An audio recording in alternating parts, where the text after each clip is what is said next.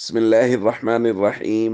عن سمرة بن جندب رضي الله تعالى عنه قال قال رسول الله صلى الله تعالى عليه وسلم: رأيت ليلة أسري بي رجلا يسبح في نهر ويلقم الحجارة، فسألت ما هذا؟ فقيل لي آكل الربا. رواہ احمد۔ نبی کریم صلی اللہ علیہ وسلم نے ارشاد فرمایا، جس رات مجھے معراج کرائی گئی میں نے ایک آدمی دیکھا، وہ ایک نہر میں تیر رہا تھا اور اس کے منہ پر پتھر پھینکے جا رہے تھے۔ میں نے پوچھا یہ کیا ہے؟ تو مجھے کہا گیا یہ سود خور ہے۔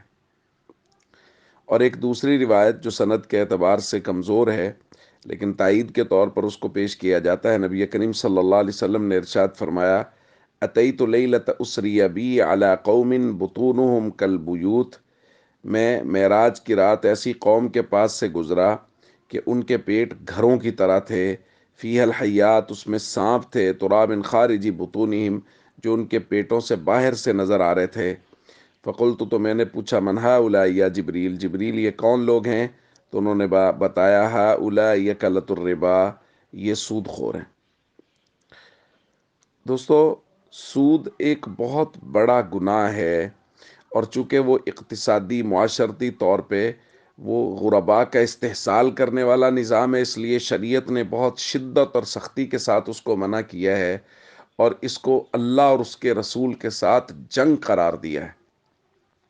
ہمارے معاشرے میں سوشل ویب سائٹس کے ذریعہ سے، ایپس کے ذریعہ سے نوجوانوں کو پھنسانے کی کوشش کی جاتی ہے۔ مغربی لوگ اور بلکہ ہمارے ہی لوگ جو اس نظام کا حصہ ہیں، وہ ایسی ایسی چھوٹی چھوٹی سائٹس بنا کے جو ضرورت مند نوجوان ہیں ان کی ضرورت کا فائدہ اٹھاتے ہیں، اور بسا اوقات بعض لوگ لالچ میں آ جاتے ہیں، اس کو جوائن کر لیتے ہیں، بعد میں پتہ چلتا ہے وہ اس نظام کا حصہ بن گئے ہیں اور وہ نظام تباہ کر دیتا ہے۔ ملکوں میں آ جائے تو ملک تباہ، افراد میں آ جائے افراد تباہ، معاشرے میں آ جائے معاشرہ تباہ، چونکہ جو معاشرہ، جو فرد، جو ملک اللہ اور اس کے رسول کے جنگ والے نظام پہ کھڑا ہو وہ کبھی بھی مضبوط نہیں ہو سکتا۔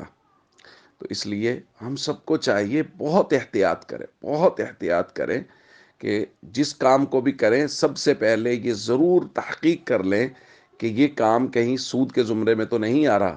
اسی طرح بینکوں کے ساتھ معاملات کرنے میں، لین دین کرنے میں، سوشل میڈیا ایپس استعمال کرنے میں بہت زیادہ احتیاط کریں۔ السلام علیکم ورحمۃ اللہ وبرکاتہ۔